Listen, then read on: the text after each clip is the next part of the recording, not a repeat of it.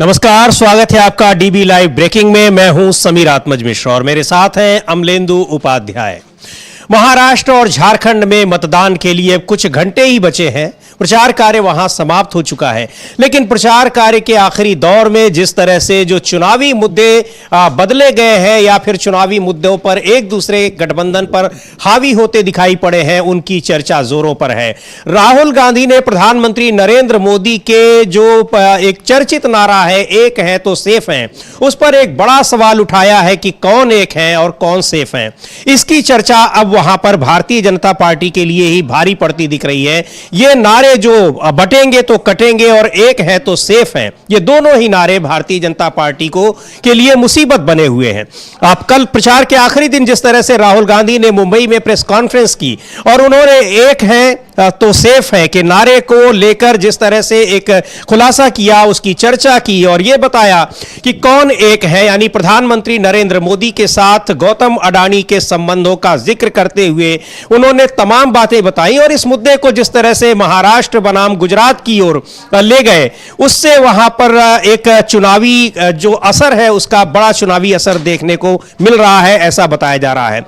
उसके बाद उन्होंने एक नया वीडियो जारी किया है राहुल गांधी ने, जिसमें जिस तरह से सेबी की चीफ को लेकर तमाम सवाल उठे और सेबी की चीफ की पेशी के लिए वहां पर उनको जेपीसी में भी बुलाया गया, लेकिन उनकी पेशी नहीं हुई, उससे बचा जा रहा है। उनसे पूछताछ करने जो नहीं हो पा रही है, उसके पीछे और पूरा जो एक नेक्सस है, यानी सरकार किस तरह से उन्हें बचाने की कोशिश कर रही है, उन सारे मुद्दों को उन्होंने उठाया है। झारखंड में भी उन्होंने केंद्र सरकार पर आरोप लगाया कि 1,36,000 करोड़ रुपए राज्य सरकार का बकाया है, जिसे केंद्र सरकार नहीं दे रही है। तो ये तमाम मुद्दे जो हैं, ये इस पूरे चुनाव, दोनों ही राज्यों के चुनाव के लिए एक बड़ा मुद्दा बने हुए हैं। क्योंकि झारखंड में भी गौतम अडानी के तमाम पावर प्रोजेक्ट्स हैं, दूसरे प्रोजेक्ट्स हैं, और मुंबई में, महाराष्ट्र में एक पूरी लिस्ट राहुल गांधी ने जिस तरह से सौंपी है कि तमाम हजारों करोड़ की परियोजनाओं को महाराष्ट्र से गुजरात ले जाया गया है और जो मुंबई की जो एक चर्चित धारावी परियोजना है,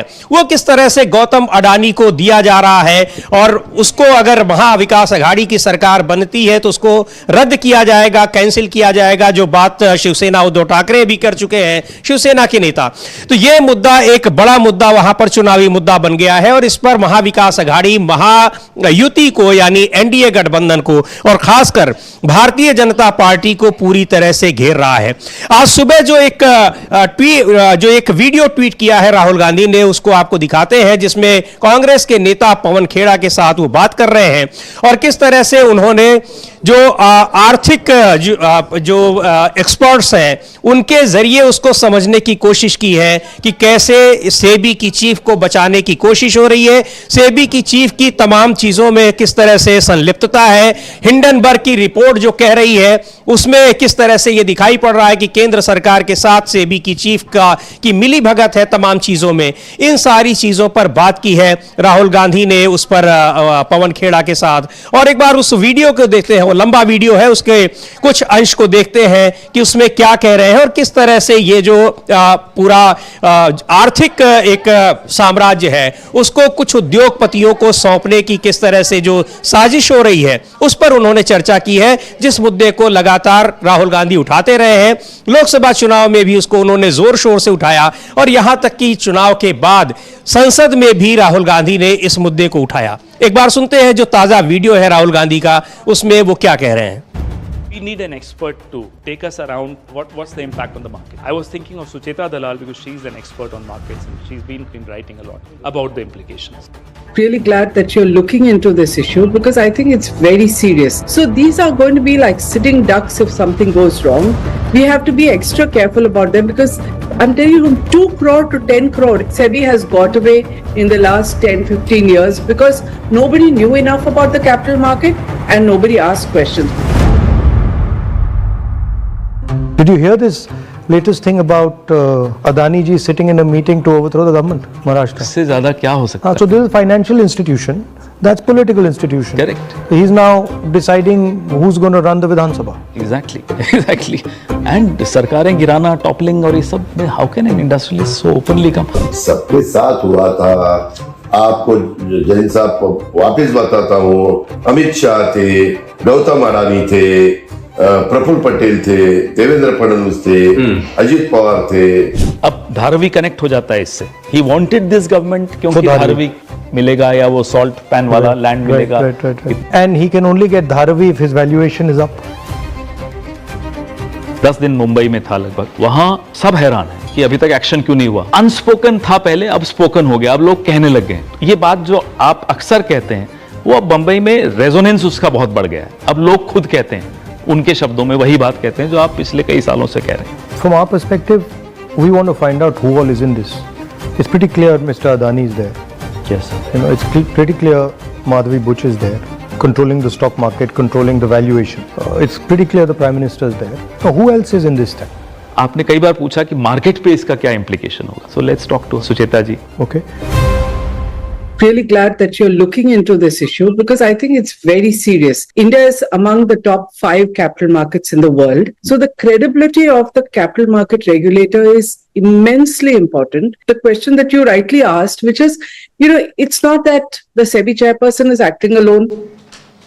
तो ये बातचीत जो पवन खेड़ा की और राहुल गांधी की हम देख रहे हैं, उसमें पवन खेड़ा ने जो फाइनेंशियल एक्सपर्ट है, जर्नलिस्ट है, ऑथर है, सुचेता दलाल, उनसे बात करके और उनसे समझने की कोशिश की है जो राहुल गांधी और पवन खेड़ा के बीच जो वार्तालाप हो रहा है। इसमें जो सीधी तौर पर यह बात हो रही है कि तमाम प्रोजेक्ट्स को किस तरह से गौतम अडानी को दिया जा रहा है। यानी जो राहुल गांधी के लगातार ये आरोप है कि कुछ जो एक है तो सेफ है, जो नारा प्रधानमंत्री दे रहे हैं, कैसे इसमें कुछ उद्योगपति और सरकार में बैठे, सरकार में टॉप पोस्ट पर बैठे कुछ लोगों का जो एक नेक्सस है वो पूरे देश की राजनीति और अर्थव्यवस्था को किस तरह से नियंत्रित कर रहा है, उस पर उन्होंने बातचीत की है और ये एक लंबा चौड़ा वीडियो उन्होंने पोस्ट किया है।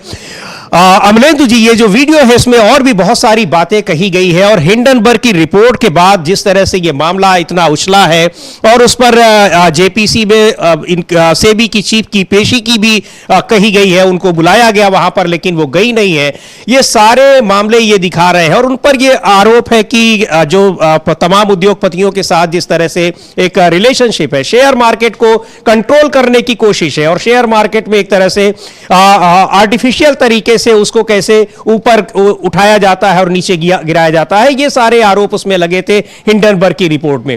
तो ये सब मुद्दे हैं अब, जिसमें महाराष्ट्र में तो ये निश्चित तौर पर एक बड़ा मुद्दा है, झारखंड में भी है, लेकिन महाराष्ट्र में जो महाराष्ट्र बनाम गुजरात का मुद्दा चुनाव के दौरान बहुत हावी रहा है, वो इससे एकाएक जब ये मामला उठाया है और धारावी की खासतौर पर बात की है तो एक बड़ा मुद्दा वहां पर चुनावी मुद्दा बन गया है। बिल्कुल समीर जी, धारावी एक बड़ा चुनावी मुद्दा बन गया है और धारावी के साथ साथ अडानी एक बड़ा चुनावी मुद्दा बन गया है, क्योंकि जिस तरीके से वहाँ अडानी को सारे प्रोजेक्ट सौंपे जा रहे हैं, कब्जे कराए जा रहे हैं, जो कि राहुल गांधी का और मल्लिकार्जुन खड़गे का और कांग्रेस का आरोप है और शिवसेना का भी आरोप है कि अडानी को तमाम व्यापार पर सब पे कब्जे कराए जा रहे हैं।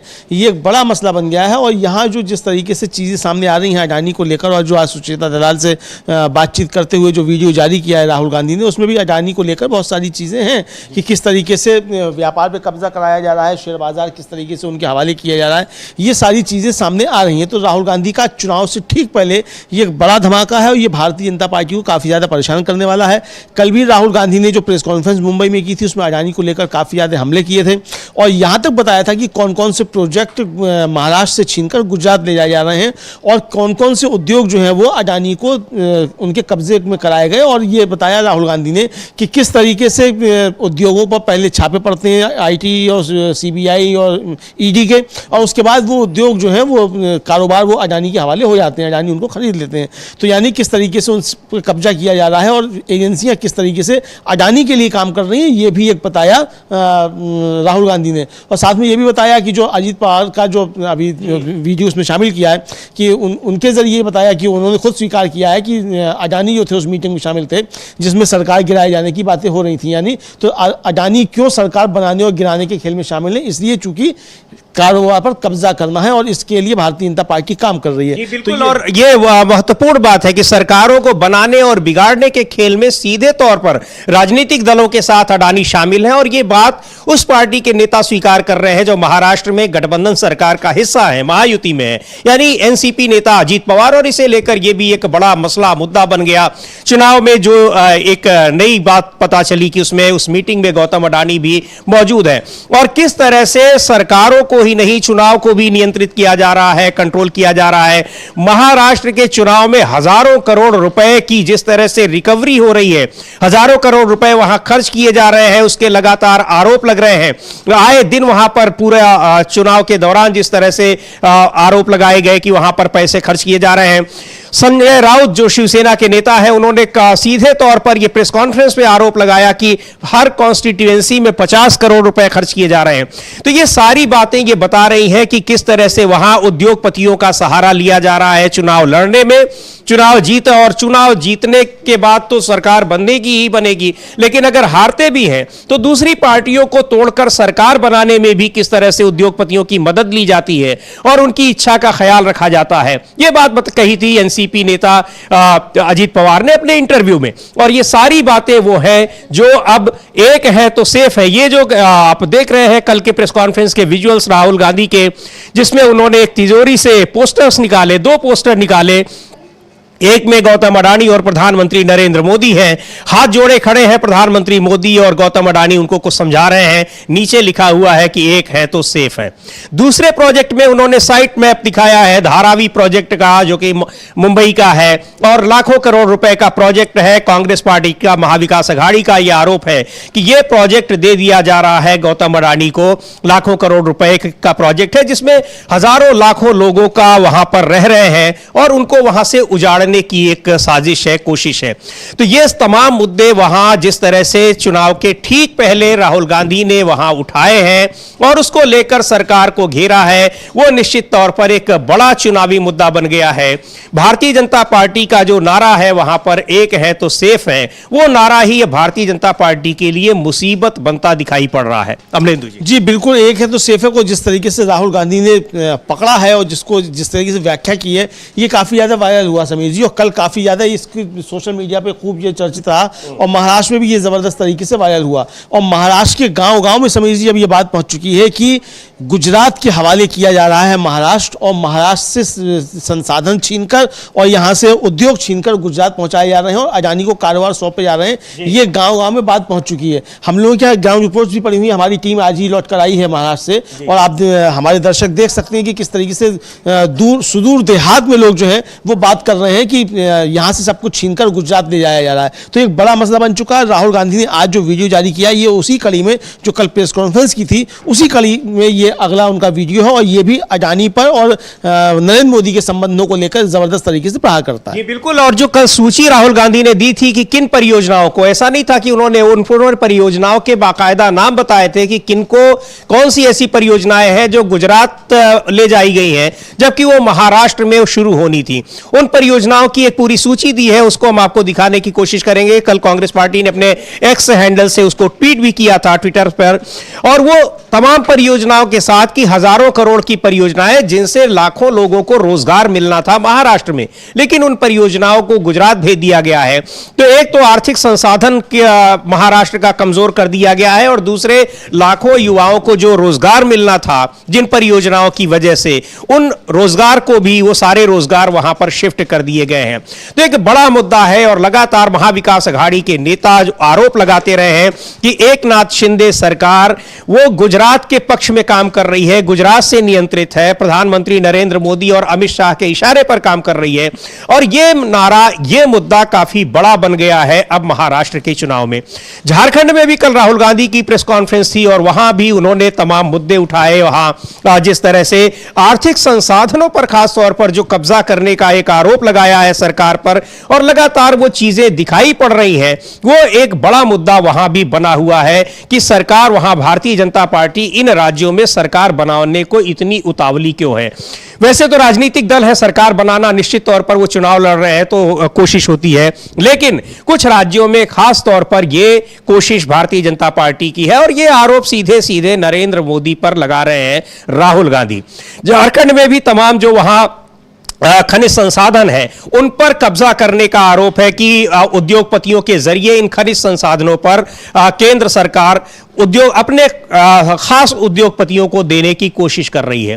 तो एक बड़ा मुद्दा बनकर उभरा है और राहुल गांधी कल उसके बाद अपनी चुनावी सभाओं के बाद प्रेस कॉन्फ्रेंस के बाद अमृतसर में थे, जहां उन्होंने अमृतसर में स्वर्ण मंदिर में एक सेवा की। उसके विजुअल्स भी आप देखेंगे किस तरह से लोगों को उन्होंने पानी पिलाया, वहां शरबत पिलाया और सेवा की। इसके पहले भी अमृतसर में राहुल गांधी गए हुए थे और आज पूर्व प्रधानमंत्री इंदिरा गांधी की बर्थ एनिवर्सरी है, उनका जन्मदिन है, जिस पर प्रधानमंत्री नरेंद्र मोदी ने भी ट्वीट किया है। उसके अलावा कांग्रेस के नेता मल्लिकार्जुन खड़गे उनके उस पर शांतिवन गए, उनको श्रद्धांजलि अर्पित की और उससे ठीक पहले अमृतसर में राहुल गांधी की ये तस्वीर जो अभी आपने देखी वो कल की है, कल शाम की वहां की तस्वीर है जो दिखा रही है कि अमृतसर में वो स्वर्ण मंदिर एक दिन पहले क्यों पहुंचे थे। इसके तमाम अपने महत्व हैं, प्रतीकात्मक महत्व है, लेकिन 1984 में जब इंदिरा गांधी की मृत्यु के बाद जो दंगे हुए थे तो उसमें दिल्ली के बाद जो सबसे ज्यादा बड़े दंगे हुए थे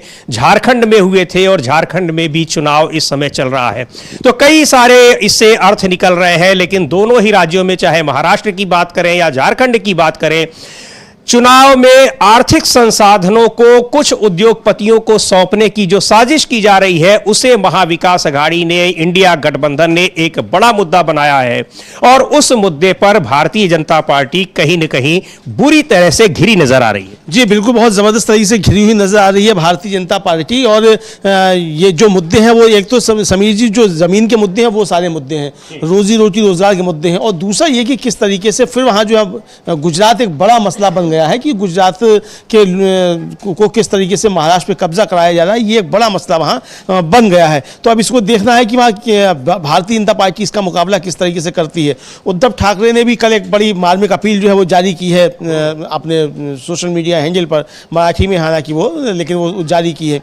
इधर राहुल गांधी ने जिस तरीके से किया और आज जो राहुल गांधी ने वीडियो जारी किया और कल राहुल गांधी जो पहुँच गए हरमंदिर साहिब अमृतसर पहुँचे, वहाँ जाकर उन्होंने सेवा की, तो ये बहुत सारे संदेश देने की कोशिश जो है राहुल गांधी की तरफ से की जा रही है समीर जी। और आखिरी चरण है, बिल्कुल आखिरी समय है अब, कल चुनाव है महाराष्ट्र में और झारखंड की जो 38 सीटें बची हैं 81 में से उन पर चुनाव है। तो अब ये देखना होगा कि किस तरीके से चीज़ें आगे बढ़ती हैं और बीजेपी किस तरीके से अब इंडिया गठबंधन महाविकास अघाड़ी के हमलों का जवाब दे पाती है। जी बिल्कुल, और वहां जो जिस तरह से बड़े आरोप लग रहे हैं कि पैसे खर्च किए जा रहे हैं, पैसे बांटे जा रहे हैं, उन आरोपों में भी वहां पर मौजूदा सरकार जो है एकनाथ शिंदे की सरकार, महायुति की सरकार घिरी हुई है और इसके अलावा कानून और व्यवस्था के मुद्दे पर भी घिरी हुई है।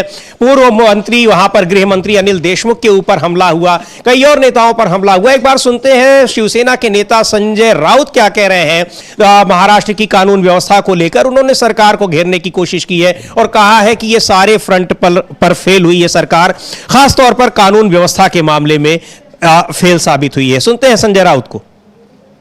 और ये इसमें कई नेताओं के ऊपर हाल के दिनों में हमले हुए हैं। कल अनिल देशमुख के ऊपर हमला हुआ है और उसी मुद्दे पर ये सवाल उठाए हैं, संजय राउत ने आरोप लगाया है। तो महाराष्ट्र में कई मुद्दे हैं, लेकिन जो कानून व्यवस्था है और सबसे बड़ी बात यह है कि जिस तरह से महाराष्ट्र की परियोजनाओं को गुजरात भेजने की साजिश है और इस साजिश में सीधे तौर पर प्रधानमंत्री नरेंद्र मोदी और गृह मंत्री अमित शाह का नाम महाविकास अघाड़ी ले रहा है, वो एक बड़ा मुद्दा बना हुआ है। सुन लेते हैं संजय राउत क्या कह रहे हैं महाराष्ट्र की कानून व्यवस्था के मुद्दे पर। बात ऐसी है, महाराष्ट्र की कानून व्यवस्था, लॉ एंड ऑर्डर पूरी तरह से खत्म हो गई। इस राज्य में चुनाव में इस प्रकार की भयंकर हिंसा कभी नहीं हुई थी। देवेंद्र फडणवीस विद्यमान गृह मंत्री है, उनके शहर में महाराष्ट्र के पूर्व गृह मंत्री अनिल देशमुख के ऊपर उनको मारने की साजिश, उनकी हत्या करने की साजिश और उनको जिस तरह से हमला किया, आपने देखा उसका वीडियो, पूरा सर टूट गया है, फूट गया है। कौन जिम्मेदार है? चुनाव आयोग के हाथ में पूरे सूत्र रहते हैं ना, तो सबसे पहले चुनाव आयोग जिम्मेदार है, जो महाराष्ट्र की हालत खराब हो गई है। और बाद में मैं मानता हूं कि देवेंद्र फडणवीस जो गृह मंत्री है, 2 साल में महाराष्ट्र की जिस तरह से वाट लगाई है लॉ एंड ऑर्डर की, इसके लिए मुंबई में बाबा सिद्दीकी जैसे पूर्व मंत्री की हत्या होती है भर सड़क पर, और पूर्व गृह मंत्री अनिल देशमुख जो एक महाराष्ट्र के सीनियर पॉलिटिकल नेता है, 7 बार विधायक बन चुके हैं, मंत्री रहे हैं, शरद पवार साहब के बहुत ही करीबी है, उनके ऊपर जिस प्रकार से हमला हुआ, हत्या की साजिश हुई, उनकी जिम्मेदारी देवेंद्र फडणवीस ने खुद ले। तो ये लगातार जिस तरह से कानून व्यवस्था के मुद्दे पर सवाल उठाए हैं कि कैसे वहां पर कानून व्यवस्था एक किस हालत में है कि वहां पूर्व मंत्री, पूर्व विधायक के ऊपर हमले हो रहे हैं, उनकी जान ली जा रही है, और ताजा तरीन हमला जिस तरह से अनिल देशमुख के ऊपर हुआ है, तो कानून मुद्दे के सवाल पर भी बुरी तरह से घिरी हुई है एकनाथ शिंदे सरकार। 20 तारीख को यानी कल ही 20 नवंबर को वहां मतदान होने हैं। ये सारे मुद्दे वहां पर एक जो सत्ता विरोधी लहर होती है, सत्ता विरोध का में रहने का जो नुकसान होता है, वो महायुति गठबंधन के ऊपर दिखाई पड़ रहा है, गिरी हुई है। लेकिन उसमें जो बड़े सवाल ये हैं, जो आर्थिक मुद्दे हैं, काफी हावी होते दिखाई पड़ रहे हैं, क्योंकि जिस तरह से चाहे वो मुंबई का धारावी प्रोजेक्ट हो या महाराष्ट्र की तमाम परियोजनाएं हो, जिसका महाविकास अघाड़ी आरोप लगा रहा है कि इन परियोजनाओं को गुजरात भेज दिया गया और महाराष्ट्र की मौजूदा सरकार भी गुजरात से संचालित हो रही है, उन सारे मुद्दों पर महायुति गठबंधन की सरकार घिरी हुई है। और चुनाव में मतदान पर इसका कितना असर पड़ता है ये जरूर दिखाई पड़ेगा। लेकिन जो ग्राउंड रिपोर्ट्स जो आ रही हैं, जो आपने डीबी लाइव पर भी तमाम ग्राउंड रिपोर्ट्स देखी हैं महाराष्ट्र के अलग अलग इलाकों से, और जो तमाम विश्लेषण आप सुन रहे हैं, उनसे साफ पता चल रहा है कि ये सारे मुद्दे वहां काफी महत्वपूर्ण हैं। मराठा आरक्षण का मामला हो, चाहे वहां पर किसानों का मुद्दा हो, चाहे ये मुंबई में धारावी प्रोजेक्ट का हो, या तमाम मुद्दे जो महाराष्ट्र बनाम गुजरात की जो वहां चर्चा काफी हो रही है। ऐसा लगता है इससे पहले इतनी बड़ी चर्चा, इतनी ज्यादा चर्चा महाराष्ट्र बनाम गुजरात की शायद ही किसी चुनाव में हुई हो, जब से जितना ये इस विधानसभा चुनाव में इसकी चर्चा हो रही है। अमलेंदु जी। हाँ बिल्कुल समीर जी, चर्चा कभी नहीं हुई। हालांकि जो शिवसेना का उदय हुआ था वो हुआ ही गुजरातियों के व्यापारियों के विरुद्ध हुआ था, और महाराष्ट्र में किस तरीके से कर रहे हैं, लेकिन वो बीती बात हो गई, काफी बीती बात हो गई। चुनाव का मुद्दा उस समय भी नहीं था, वो उस समय एक आंदोलन का मुद्दा बना था। और अब जो चुनाव का मुद्दा जिस तरीके से बना है, ये बहुत महत्वपूर्ण बात है कि चुनाव में किस तरीके से गुजरात एक मुद्दा बन गया है। और ये मुद्दा समीर जी सिर्फ शिवसेना या कांग्रेस का नहीं रह गया, अब ये मुद्दा आम जनता का है। आम जनता इस बारे में बातें कर रही है, किस तरीके से सब कुछ गुजरात छीन कर ले आया जा रहा है। तो गुजरात एक बड़ा मसला है, और रही सही कसर जो प्रधानमंत्री नरेंद्र मोदी ने जाकर वहां बातें करके वो पूरी सब कर दी है, और गुजरात एक बड़ा मसला बन चुका है। जी, गुजरात और महाराष्ट्र में गुजरात का मुद्दा एक बड़ा मुद्दा बन गया है, यानी जो महाराष्ट्र की परियोजनाओं को गुजरात भेजने का मामला है, और गुजरात महाराष्ट्र की सरकार को गुजरात के जरिए चलाया जा रहा है, ये एक बड़ा मुद्दा बन गया है। और राहुल गांधी ने चुनाव के प्रचार के आखिरी दिन जिस तरह से वहां जो आपने अभी कुछ देर पहले पोस्टर्स देखे, और उनके जरिए उन्होंने प्रधानमंत्री मोदी के नारे की जो व्याख्या की उन्होंने, कि एक है तो सेफ है, इसके जरिए बताया कि कौन एक है और कौन सेफ है। ये एक वहां के लोगों पर इसका काफी प्रभाव दिखाई पड़ रहा है, और देखने में आ रहा है कि किस तरह से ये मुद्दा वहां एक बड़ा चुनावी मुद्दा है। आज का जो वीडियो है उसमें भी साफ तौर पर राहुल गांधी ने यह बताया है एक बार फिर कि किस तरह से सेबी की चेयरपर्सन हो, उनकी जो संलिप्तता है सरकार के साथ, किस तरह से उनकी नियुक्ति होती है, उनके ऊपर तमाम आरोप होते रहते हैं, बावजूद उसके उन सारी चीजों को दरकिनार करके उनकी नियुक्ति की जाती है। और हिंडनबर्ग की रिपोर्ट में वो सारी चीजें सामने आने के बाद भी जेपीसी में भी उनकी पेशी नहीं हो रही है। इन सब के पीछे सरकार कहीं ना कहीं शामिल है। और यही नहीं, जिस तरह से वो बार बार गौतम अडानी का नाम ले रहे हैं, तो गौतम अडानी के सरकारों को बनाने और बिगाड़ने के खेल में भी वो जिस तरह से शामिल है, वो बात अजीत पवार ने खुद बताई, जो कि महायुति का हिस्सा हैं और चुनाव लड़ रहे हैं भारतीय जनता पार्टी के साथ महाराष्ट्र में, ये सारी चीजें ये दिखा रही हैं कि जो आरोप विपक्ष के लग रहे हैं सरकार के ऊपर, भारतीय जनता पार्टी के ऊपर, वो इन सारे जो ये मामले हैं, ये जो प्रमाण है, इनसे उनकी पुष्टि होती दिखाई पड़ रही है। तो बड़ा सवाल ये है कि महाराष्ट्र में जो स्थानीय मुद्दे हैं और ये जो आर्थिक मुद्दे हैं, महाराष्ट्र बनाम गुजरात की जो लड़ाई है, ये मुद्दे कितने प्रभावी हैं, या फिर जो बटोगे तो कटोगे, या फिर जो प्रधानमंत्री नरेंद्र मोदी का नारा है, एक है तो सेफ है, तो ये नारे कितने वहां पर प्रभावी मुद्दे के रूप में उभर रहे हैं। जहां तक योगी आदित्यनाथ के नारे की बात है, बटेंगे तो कटेंगे, उसका विरोध तो शुरू से ही वहां पर महायुति गठबंधन के भीतर भी हो रहा है, और महायुति गठबंधन ही नहीं बल्कि वहां भारतीय जनता पार्टी के भीतर भी इस नारे का विरोध जबरदस्त तरीके से देखने को मिल रहा है। लेकिन एक और इसमें है, जिस तरह से वहां लगातार रिकवरी हो रही है पैसों की, कैश की, वो सारे मुद्दे भी दिखा रहे हैं कि कैसे चुनाव को प्रभावित करने की कोशिश हो रही है। नासिक के डीएम जलज शर्मा है, उन्होंने बताया है कि अभी ताजा तरीन वहां पर कैश पकड़े गए हैं, और ये इस तरह की खबरें वहां लगातार आ रही हैं। सुनते हैं क्या कह रहे हैं नासिक के डीएम, और वहां किस तरह से बैग में रखकर पैसे पकड़े जा रहे हैं। यह अलग बात है कि बड़े बड़े नेताओं की, विपक्ष के तमाम बड़े नेताओं की, जिनमें उद्धव ठाकरे भी शामिल हैं, उनकी भी तलाशी ले ली गई, शरद पवार की भी तलाशी ले ली गई। ये और इनके नेताओं के विरोध के बाद वहां महाराष्ट्र के भी कुछ नेताओं की, बीजेपी के नेताओं की भी तलाशी ली गई, लेकिन पैसे कहीं और से पकड़े जा रहे हैं। हमने जी पैसे कहीं और से पकड़े जा रहे हैं, और करोड़ों में पकड़े जा रहे हैं। 5 करोड़ का तो आया ही था सामने, और उसमें संजय राउत ने आरोप लगाया कि वो 15 करोड़ रुपए थे, 10 करोड़ रुपए जाने दिए गए, 5 करोड़ रुपए जब्त बताए गए। मुंबई में 2.5 करोड़ रुपया पकड़ा गया, सोना चांदी पकड़ा जा रहा है। तो जिस तरीके से पकड़ा जा रहा है, ये बहुत सारी चीजें अब इस पर सवाल उठ रही हैं, और आरोप ये लग रहे हैं कि भारतीय जनता पार्टी जबरदस्त तरीके से पैसा बांट रही है। संजय राउत इस विषय में खुलकर बोल चुके हैं कि पैसे के दम पे जो है वो खरीदना चाहते हैं, लेकिन ये मराठी मानुष को खरीद नहीं पाएंगे। समीर जी बिल्कुल। और एक बार देखते हैं कि जो अभी ताजा तरीन मामला आया है, नासिक के डीएम जिनने क्या कहा है, कुछ कई करोड़ रुपए वहां भी पकड़े गए हैं, उनका इस्तेमाल चुनाव में हो रहा था, तो वो किन से पकड़े गए हैं उसके बारे में उन्होंने क्या जानकारी दी है। कितना अमाउंट मिला है, आपकी तरफ से क्या कार्रवाई चल रही है आगे? अभी तक हमें जो जानकारी मिली है वहाँ पर 1 करोड़ 98 लाख इतने पैसे बरामद हुए हैं। एक्सपेंडिचर ऑब्जर्वर और जो एफएसटी की टीम है वो उसके ऊपर आगे कार्रवाई कर रही है। सर क्या किसके ऊपर कार्रवाई होने वाली है आगे आने वाले वक्त में? किसके पैसे क्या है उसकी जानकारी मिल पाई है? मतदान के समय पर, इलेक्शन के टाइम कोई भी अगर ऐसा पैसा पकड़ा जाता है तो उसके लिए इलेक्शन कमीशन ने एक SOP बनाई हुई है।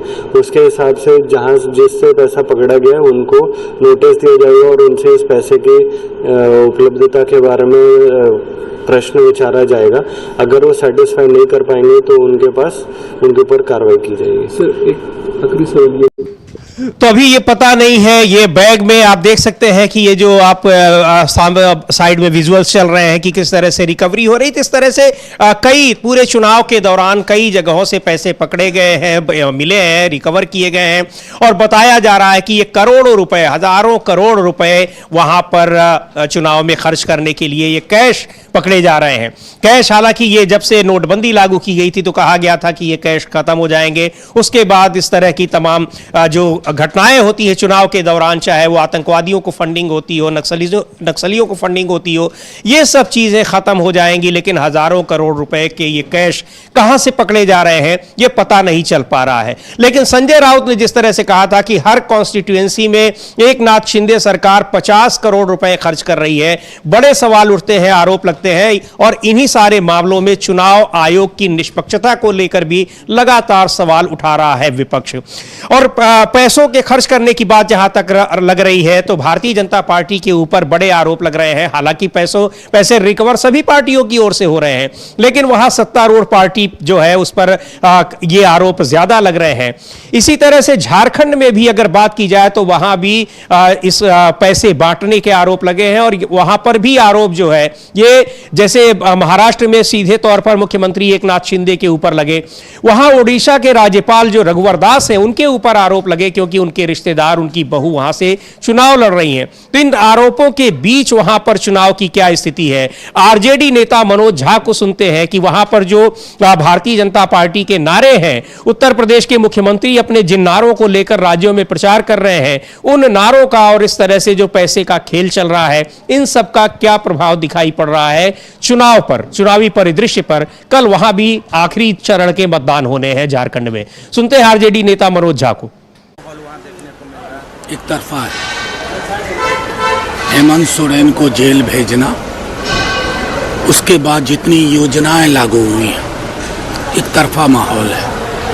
बीजेपी के पास सिवाय बांटने काटने के अलावा कोई दूसरा विकल्प नहीं और वो विकल्प हार जाए। समाजवादी पार्टी के प्रदेश अध्यक्ष हैं, उन्होंने चीफ इलेक्टोरल ऑफिसर को लिखा है लेटर कि खास करके जो महिलाएं वोटिंग करने के लिए आती हैं, मुस्लिम महिलाएं, उनके पुलिस ऑफिसर जो है बुर्का उठा करके चेहरे देखते हैं, जिस वजह से वो डर जाती हैं और हमारे वोटिंग परसेंटेज कम हो जाते हैं। देखिए, पूरे देश में यह माहौल चल रहा है। प्रधानमंत्री जी को तय करना होगा कि किस प्रकार के देश का निर्माण कर रहे हैं। आप सबके प्रधानमंत्री नहीं प्रतीत होते और ये दुख का विषय है। सर, बिहार विधान में जो इलेक्शन कैंपेन में भाजपा ने जो वीडियो डाला सर, उसको लेकर विवाद है। महबूबा मुफ्ती कह रहे हैं कि जहर उगल रहे हैं। ये कोई नई बात थोड़ी है, इनको सिर्फ यही आता है, जहर उगलना, जहर की फसल लगाना। लेकिन अब इस जहर का काट जनता ने ढूंढ लिया। झारखंड के अभी 4 सीटों पर उपचुनाव हुए, यहाँ के नतीजे कैसे आप देखते हैं? बिहार में 4 सीटें, 20 तारीख के बाद 23 को जब नतीजे शुरू होंगे तो लोगों के पांव के नीचे की जमीन निकल जाए। सर, राहुल गांधी ने एक रहेंगे सेफ रहेंगे नारे को कहा है कि जो नरेंद्र मोदी है वो सिर्फ अपने साथी यानी कि अमित शाह और अडानी को बचाना चाहते हैं इस नारे से। कैसे देखते हैं आप? ये बताइए, आप अडानी के प्रति प्रधानमंत्री जी का स्नेह देख लीजिए, आपको साफ पता चल जाएगा कि प्रधानमंत्री जी के लिए अडानी से बड़ा मित्र कोई नहीं। उनकी पूरी तो ये चर्चा, ये बात वहां मनोज झा भी कर रहे हैं, आरजेडी के सांसद हैं, राज्यसभा सांसद हैं, कि किस तरह से अडानी को बचाने का, अडानी के प्रति प्रधानमंत्री नरेंद्र मोदी का जो प्रेम है, और ये प्रेम वहां झारखंड में भी दिखाई पड़ रहा है। वहां भी तमाम परियोजनाएं उनको भारतीय जनता पार्टी की सरकारों में वहां मिली हुई थी। तो ये मुद्दा जो है अमलेंदु जी, ये झारखंड और महाराष्ट्र दोनों ही जगह एक बहुत ही प्रमुखता के साथ चुनावी मुद्दा बना हुआ है। बिल्कुल प्रमुखता के साथ चुनावी मुद्दा बना हुआ है समीर जी। आज जो राहुल गांधी ने वीडियो जारी किया है, उस वीडियो में जो भारतीय जनता पार्टी के गोड्डा से सांसद निशिकांत दुबे, उनको लेकर की बातचीत की गई है। उस वीडियो में उनका एक कैरिकेचर भी दिया गया है निशिकांत दुबे का, और निशिकांत दुबे अडानी के बहुत नजदीकी समझे जाते हैं। और ये चर्चा है कि अगर बीजेपी वहां सरकार बनाती है किसी भी तरीके से, तो निशिकांत दुबे वहां मुख्यमंत्री होंगे। ये एक जबरदस्त चर्चा बनी हुई है। और वहां भी झारखंड के जो प्राकृतिक संसाधन है उस पर किस तरीके से अडानी का कब्जा कराया जाना है, ये वहां एक चुनावी मुद्दा बना हुआ है। और हेमंत सोरेन भी इसको लेकर जबरदस्त तरीके से प्रहार कर रहे हैं और कह रहे हैं कि भारतीय जनता पार्टी की गंदी निगाहें झारखंड के जल जंगल जमीन पर टिक गई हैं। तो ये समीर जी, महाराष्ट्र से लेकर झारखंड तक अडानी एक बड़ा मसला बन चुके हैं। और अडानी को के इर्द गिर्द अब एक तरीके से कहा जाए चुनाव सिमट गया है। अडानी वर्सेस जनता, ये चुनाव बनता जा रहा है। जी बिल्कुल। और ये जो आपने जिक्र किया निशिकांत दुबे का, तो गोड्डा से वो लोकसभा सदस्य हैं झारखंड के, और वहां अडानी का एक बड़ा पावर प्रोजेक्ट चल रहा है जिससे बांग्लादेश को भी बिजली मिला करती थी। अब तो ये सारे मुद्दे ऐसे हैं कि जो एक पूरा जो नेक्सस जिसकी चर्चा राहुल गांधी बार बार कर रहे हैं, और आज सुबह उन्होंने जो वीडियो जारी किया है, एक बार उसको फिर देखेंगे, उसमें महाराष्ट्र के बाद उन्होंने झारखंड में भी किस तरह से इस नेक्सस का जिक्र किया है, और उसकी एक कड़ी के रूप में निशिकांत दुबे का भी उन्होंने उल्लेख किया है। एक बार उस वीडियो को फिर से देखेंगे और देखेंगे कि कैसे महाराष्ट्र और झारखंड चुनाव के ठीक पहले ये जो वीडियो आया है, इसमें प्रधानमंत्री नरेंद्र मोदी और गौतम अडानी के बीच रिश्तों को किस तरह से दिखाया जा रहा है, और दोनों ही राज्यों में चुनाव में भारतीय जनता पार्टी की दिलचस्पी को भी एक तरह से इसमें रेखांकित किया गया है। We need an expert to take us around what's the impact on the market. I was thinking of Sucheta Dalal because she's an expert on markets and she's been writing a lot about the implications. Really glad that you're looking into this issue because I think it's very serious. So these are going to be like sitting ducks if something goes wrong. We have to be extra careful about them because I'm telling you, from 2 crore to 10 crore, SEBI has got away in the last 10-15 years because nobody knew enough about the capital market and nobody asked questions. Did you hear this latest thing about Adani ji sitting in a meeting to overthrow the government, Maharashtra? इससे ज्यादा क्या हो सकता है? So this is a financial institution, that's political institution. Correct. He's now deciding who's going to run the Vidhan Sabha. Exactly. And सरकारें गिराना, toppling और ये सब में how can an industrialist so openly come? सबके साथ हुआ था। तो सरकारों को बनाने और बिगाड़ने के खेल में किस तरह से सीधे भागीदारी कर रहे हैं उद्योगपति नेताओं के साथ, बताया उन्होंने। और इस बात की जानकारी खुद एनसीपी नेता अजीत पवार दे चुके हैं। तो ये बड़ा मुद्दा महाराष्ट्र और झारखंड दोनों ही जगह पर बना हुआ है कि किस तरह से जो एक है तो सेफ है, ये नारा प्रधानमंत्री ने दिया है, तो वो किसके लिए कह रहे हैं कि एक है, कौन एक है और कौन सेफ है, बड़ा मुद्दा है। लेकिन इस बीच में उत्तर प्रदेश में भी जो 9 सीटों पर, विधानसभा की 9 सीटों पर उपचुनाव हो रहे हैं, वहां भी काफी राजनीतिक गहमा गहमी है। कल वहां भी मतदान होने हैं और मतदान से पहले वहां चुनाव आयोग पर, भारतीय और स्थानीय प्रशासन पर समाजवादी पार्टी ने कई आरोप लगाए हैं। एक बार सुनते हैं वहां समाजवादी पार्टी के नेता पूर्व मुख्यमंत्री अखिलेश यादव को क्या कहना है उनका। लेकिन लगातार जिस तरह से महाराष्ट्र और झारखंड में विपक्ष चुनाव आयोग के ऊपर हमलावर है, वहां पर पक्षपात के आरोप लगा रहा है, उत्तर प्रदेश में भी इस तरह के आरोप लगातार लग रहे हैं। अखिलेश यादव को सुनते हैं। 27 में जो 24 का परिणाम आपने देखा, जो 24 का परिणाम देखा, उससे बेहतर परिणाम होगा। भारतीय जनता पार्टी की सरकार जाने वालों में से है, इनकी सरकार जाएगी। एनडीए नकारात्मक लोगों का गैंग है, उन लोगों का है जो स्वार्थी हैं। एनडीए उन लोगों का समूह है जो लूट रहे हैं, जिन्होंने पुलिस की व्यवस्था खराब कर दी 100 नंबर 112 करके, और इतना करप्ट पुलिस कभी नहीं देखी जो इस बार देखने को मिल रही है।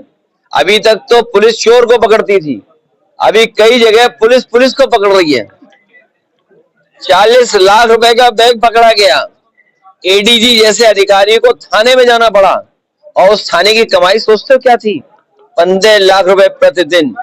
इतनी लूट कभी नहीं हुई। और मैं चला जाऊं किसी आईपीएस से चुपचाप बैठ करके बात करना कि 50वें पायदान पर जो अधिकारी था उसे टॉप पे बैठा दिया।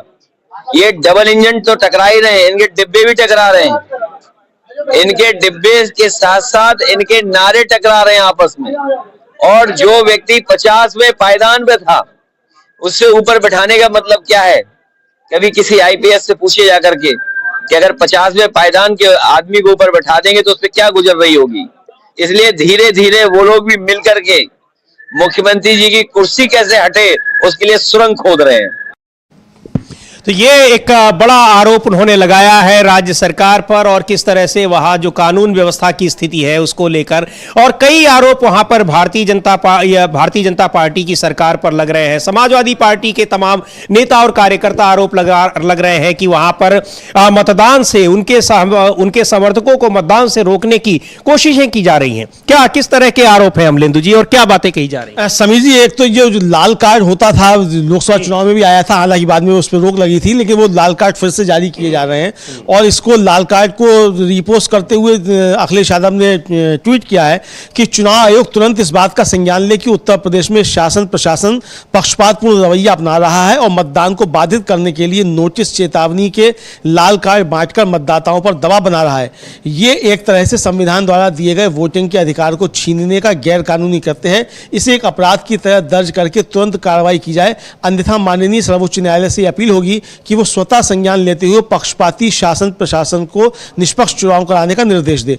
ये तो ट्वीट किया है। उधर जो समाजवादी पार्टी के प्रदेश के अध्यक्ष श्यामलाल पाल, उन्होंने चुनाव आयोग को चिट्ठी लिखी है। चुनाव आयोग को चिट्ठी लिखकर ये कहा है कि पुलिस को किसी भी मतदाता का मतदान पत्र या पहचान पत्र चेक करने का अधिकार नहीं है। ये स्पष्ट निर्देश दिए जाए कि किसी भी मतदाता का पहचान पत्र या कुछ भी जो है मतदान पत्र पुलिस चेक नहीं करेगी, जो मतदान अधिकारी है वही चेक करेगा।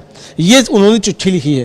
तो ये है एक जो अखिलेश यादव ने प्रधानमंत्री नरेंद्र मोदी पर बड़ा तीखा हमला किया है और एक वीडियो पोस्ट करते हुए उन्होंने लिखा है कि जिन्होंने मां गंगा से झूठ बोला उनके वादों पर न जाएं। नमामि गंगे व स्वच्छ गंगा के नाम पर भाजपा सरकार में पिछले 10 वर्षों में अरबों रुपए के फंड निकाले तो गए, पर तो वो फंड मां गंगा के घाट तक नहीं पहुंचे। फाइलों में गंगा जी के स्वच्छ अविरल निर्मल होने के दावों का सच ये है कि वाराणसी में मां गंगा इतनी दूषित हो चुकी है कि पीने योग्य तो छोड़िए, ये जल नहाने स्नान के लायक भी नहीं है। इसी संदर्भ में नेशनल ग्रीन ट्रिब्यूनल ने देश के प्रधान संसदीय क्षेत्र वाराणसी के जिलाधिकारी महोदय से पूछकर सारा सच स्पष्ट कर दिया है कि क्या आप गंगा जल पी सकते हैं। एनजीटी ने सीधे तौर पर डीएम से पूछा कि वहां पर आप क्या उसका पी सकते हैं, और कहा कि आप नहीं पी सकते तो वहां बोर्ड लगा दीजिए कि ये गंगा जल पीने योग्य नहीं है, आचमन योग्य नहीं है। तो ये इसको जो गंगा में क्लीन गंगा और गंगा को साफ करने में जो सफाई में अभियान में पिछले 10 साल से लगातार वहां पर काम हो रहे हैं, उसका एक ढोल पीटा जा रहा है। उसकी सच्चाई ये है कि पानी हाथ में लेकर वो नहाने लायक और पीने लायक नहीं है। पीने लायक तो छोड़ दीजिए, नहाने लायक नहीं है। और यमुना में प्रदूषण की बात होती ही है, गंगा में लगातार वहां हजारों करोड़ रुपए खर्च कर दिए गए। और पिछले जो एनडीए सरकार थी उसमें इस जल संसाधन मंत्रालय को देखने वाली मंत्री, उन्होंने तो यहां तक कहा था कि अगर मैं नहीं साफ कर पाई तो उन्होंने पद छोड़ने की ही नहीं बल्कि गंगा में समाधि लेने तक की बात कह दी थी, लेकिन साफ करने में वो सफल रही नहीं। हाँ, वो भी सफल नहीं रही। और आपको याद होगा समीर जी, वो क्रूज चला था वाराणसी से, बड़ा उसका शोर मचाया गया था कि क्रूज चल रहा है और कलकत्ता तक जाएगा। वो जाके पटना के पास जाके कहीं अटक गया, वो तो आज तक पता ही नहीं चला वो क्रूज गया कहाँ। पटना में खड़ा है कि धरती में समा गया कि समंदर में समा गया, कुछ पता ही नहीं चला। उसके बाद चला ही नहीं वो क्रूज। तो ये गंगा को लेकर जिस तरीके से शोषित छोड़े गए, इस पे अरबों रुपया जो है समीर जी वो खर्च हुआ, और गंगा वैसी की वैसी गंदी है। और जब तक कि गंगा में बहने वाले जो नाले आ रहे हैं, शहरों के सीवर आ रहे हैं, उन पे जब तक ट्रीटमेंट प्लांट नहीं लगेंगे गंगा साफ नहीं हो सकती। और सारा पैसा जो है गंगा सफाई के नाम पर इसी तरीके से उड़ा दिया गया, जो जनता की गाड़ी कमाई का पैसा था। तो हजारों करोड़ रुपए खर्च करने के बाद भी गंगा साफ नहीं हुई, और ये सवाल उठ रहे हैं। राज्य सरकार उस पर घिरी हुई है, केंद्र सरकार भी घिरी हुई है, चूंकि वो एक बड़ा प्रोजेक्ट था गंगा सफाई मिशन का, उस पर वो केंद्र सरकार का प्रोजेक्ट था, लेकिन वो गंगा साफ नहीं हुई है। तो राज्य सरकार उनको इस मामले पर भी घेर रही है, क्योंकि प्रधानमंत्री नरेंद्र मोदी ने जब वाराणसी से उन्होंने अपना चुनाव लड़ा पहली बार 2014 में, तो यही कहा था कि मां गंगा ने बुलाया, और उन्होंने भी कहा था कि वो गंगा को साफ करेंगे। सफाई नहीं हुई। ये मुद्दा वहां पर चुनावी मुद्दा भी रहता है, इसके अलावा भी ये लगातार उठता रहता है, लेकिन उस पर सफाई अभी नहीं हो रही है। कुंभ आयोजित होने वाला है अगले 1-1.5 महीने के बाद, बावजूद इसके गंगा में सफाई, और चूंकि सफाई इसलिए नहीं हो रही है कि उसको जो गंदा करने वाले तत्व हैं उन पर कोई कार्रवाई नहीं हो रही है, यानी उसमें नाले जो जाते हैं वो अभी भी जा रहे हैं, और जब तक वो नहीं बंद होंगे तब तक साफ नहीं होगा। बहुत सारे एक्सपर्ट इस मामले में लगातार बातचीत करते रहते हैं। तो एक बड़ा मुद्दा है। और जो चुनाव वहां पर 9 सीटों पर चुनाव हो रहे हैं विधानसभा में, उपचुनाव, कल ही मतदान वहां भी होंगे। होने 10 सीटों पर थे, लेकिन एक सीट जो अयोध्या की सीट है वहां चुनाव नहीं हो रहे हैं। 9 सीटों पर चुनाव हो रहे हैं, और वहां विपक्ष लगातार आरोप लगा रहा है चुनाव आयोग पर कि किस तरह से विपक्षी नेताओं को परेशान किया जा रहा है। और यही नहीं, वहां पर जो मतदाता हैं उनको भी चुन चुनकर उन्हें वोट देने से रोकने की कोशिश हो रही है, उन मतदाताओं की जो विपक्ष समर्थक या सपा समर्थक और कांग्रेस समर्थक हैं। कांग्रेस वहां एक भी सीट पर चुनाव नहीं लड़ रही है, लेकिन समाजवादी पार्टी और कांग्रेस का जो गठबंधन है यानी इंडिया गठबंधन, वो साथ चुनाव लड़ रहा है। कांग्रेस के नेता प्रमोद तिवारी ने कहा है कि कांग्रेस पार्टी का पूरा समर्थन समाजवादी पार्टी के प्रत्याशियों के लिए है, और लगातार कांग्रेस पार्टी और समाजवादी पार्टी दोनों ने मिलकर वहां प्रचार किया है। सुनते हैं प्रमोद तिवारी को। तो ये आज 10 सीटों पर उपचुनाव होने थे उत्तर प्रदेश में, लेकिन एक सीट पर नहीं हो रहे हैं। 9 सीटों पर उपचुनाव हो रहे हैं विधानसभा के, और इन सीटों पर मुख्य मुकाबला भारतीय एनडीए गठबंधन और इंडिया गठबंधन के बीच में है। एनडीए गठबंधन में भारतीय जनता पार्टी ही ज्यादातर सीटों पर लड़ रही है, एक सीट को छोड़कर, और वहीं दूसरी ओर विपक्ष की इंडिया गठबंधन की ओर से समाजवादी पार्टी सभी 9 सीटों पर लड़ रही है। हालांकि इसके अलावा बहुजन समाज पार्टी भी सभी सीटों पर चुनाव लड़ रही है। तो प्रमोद तिवारी का क्या कहना है, एक बार सुनते हैं। इंडिया गठबंधन 9 की 9 सीट जीतेगा। हमारे सापा के चुनाव चिन्ह पर उम्मीदवार जो लड़ रहे हैं उनके साथ जनता का प्रबल समर्थन है। मैं ये जरूर चाहूंगा चुनाव निष्पक्ष हो। अनुरोध करूंगा इलेक्शन कमीशन से, सिर्फ 9 चुनाव है, आप गारंटी लीजिए कि ये चुनाव निष्पक्ष होंगे। समाजवादी पार्टी के तरफ से ये आशंका भी व्यक्त की गई है कि पर्दा नशीन महिलाओं के साथ उनके मतदान में किसी तरह की रुकावट ना हो। तो पिछले बाई इलेक्शन का अनुभव है जिसके आधार पर उन्होंने कहा होगा। एक तरफ इलेक्शन कमीशन चाहता है ज्यादा से ज्यादा मतदान हो, पर पिछले बाई इलेक्शन में देखिए बहुत कम वोट पड़ा था रामपुर वगैरह में। तो इलेक्शन कमीशन को यह सुनिश्चित करना चाहिए कि चाहे वो पिछड़े वर्ग की महिलाएं, चाहे अल्पसंख्यक समुदाय की हों, चाहे वो अनुसूचित जाति के हों, वो अपना मतदान ज्यादा से ज्यादा कर सके। एक इलेक्शन कमीशन ने जो एक लाइन जारी की है उसका 100% पालन हो कि पुलिस वाले आइडेंटिटी कार्ड, वोटर कार्ड न चेक करें। तो अगर उसका अनुपालन होगा तो निश्चित रूप में मतदाताओं में कोई खौफ और भय नहीं होगा। एक और बड़ा अहम सवाल है सर, इसी चुनाव के बीच तो देश गुलाम हो गया है, अब एकजुट रहेंगे। तो वहां पर चुनाव में जो मुद्दे हैं, स्थानीय मुद्दे हैं, राष्ट्रीय मुद्दे, वो अपनी जगह है, लेकिन सबसे बड़ा मुद्दा अमलेंदु जी ये है और विपक्ष की मांग है कि वहां कुछ नहीं तो निष्पक्ष चुनाव केवल सुनिश्चित कर दिया जाए। यही सबसे बड़ी बात। बिल्कुल समीर जी, और आप निष्पक्ष चुनाव की बात हो रही है और समाजवादी पार्टी ने भी कहा है, अखिलेश यादव ने आज सुबह फिर कहा है कि मुझे आशंका है कि यह बेईमानी की जाएगी।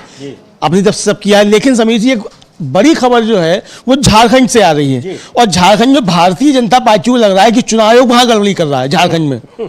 तो ये जो है, अब देखिए निशिकांत दुबे हैं, उन्होंने सुबह ट्वीट किया है कि चुनाव आयोग संज्ञान ले, कल से मंत्री वंदना गुप्ता, मिथिलेश ठाकुर व सांसद पप्पू यादव जी प्रचार समाप्ति के बाद भी देवघर में जमे हुए।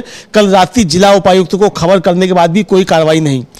अब अगर भारतीय जनता पार्टी ये कह रही है कि चुनाव आयोग वहां काम नहीं कर रहा है झारखंड में, तो झारखंड के परिणाम आपके सामने, मतलब एग्जिट पोल जो है या ओपिनियन पोल जो भी समझना हो, अंदाजा लगाया जा सकता है कि झारखंड में चुनाव अब किस तरफ बढ़ चुका है। जी बिल्कुल, लेकिन महाराष्ट्र में लगातार विपक्ष आरोप लगा रहा है, झारखंड में भी आरोप लगा रहे हैं कि वहां पर चुनाव आयोग भारतीय जनता पार्टी के पक्ष में काम कर रहा है। लेकिन ये निशिकांत ठाकुर जो बीजेपी के निशिकांत दुबे, माफ कीजिएगा, निशिकांत दुबे बीजेपी के नेता है, सांसद हैं, वो आरोप लगा रहे हैं चुनाव आयोग पर कि वहां पर ठीक से काम नहीं कर रहा है। लेकिन जो भी पार्टी आरोप लगाए, ये आरोप गंभीर है। चुनाव आयोग एक निष्पक्ष स्वायत्त संस्था है, संवैधानिक संस्था है, उस पर ये आरोप लोकतांत्रिक व्यवस्था को कमजोर करते हैं, वो चाहे विपक्ष लगाए चाहे सत्ता पक्ष लगाए। और यही बात अभी प्रमोद तिवारी कह रहे थे, कांग्रेस नेता, कि चुनाव जो विधानसभा उपचुनाव है उसमें निष्पक्षता के साथ चुनाव सुनिश्चित किए जाने चाहिए और ये जरूरी है, इसकी पूरी जिम्मेदारी चुनाव आयोग की है। तो आरोप कहीं से भी लगे, आरोप गलत है और गंभीर है। चुनाव सुनिश्चित करना निष्पक्षता के साथ ये चुनाव आयोग का दायित्व है, कर्तव्य है, उसको ये निभाना ही चाहिए। तो अब चुनाव में, मतदान में अब कुछ ही घंटे बचे हुए हैं, महाराष्ट्र में भी, झारखंड में भी और कुछ राज्यों की उप विधानसभा सीटों पर जहां उपचुनाव होने हैं। मुद्दे अपनी जगह हैं, लेकिन जिस तरह से आखिरी दौर में राहुल गांधी ने इस पूरे चुनाव को वहां एक आर्थिक मुद्दे पर घेरने की कोशिश की है भारतीय जनता पार्टी को, और एक है तो सेफ है के नारे को, प्रधानमंत्री का जो नारा है उसकी जिस तरह से उन्होंने व्याख्या की है कि कौन एक है कौन सेफ है, इसके बारे में जो बताया है वो एक महत्वपूर्ण चुनावी मुद्दा बन गया है और उसका असर मतदान पर दिखाई पड़ रहा है, जो वहां की ग्राउंड रिपोर्ट्स बता रही हैं। तो आप बने रहिए, हमारी तमाम ग्राउंड रिपोर्ट्स को आप देख सकते हैं डीबी लाइव पर। इसके अलावा तमाम और खबरों के लिए आप डीबी लाइव के साथ बने रहिए, विश्लेषण सुनिए और हमारे नियमित कार्यक्रमों को भी आप देखते रहिए। अब इस कार्यक्रम को यहीं समाप्त करने की इजाजत चाहते हैं। मुझे और अमलेंदु उपाध्याय को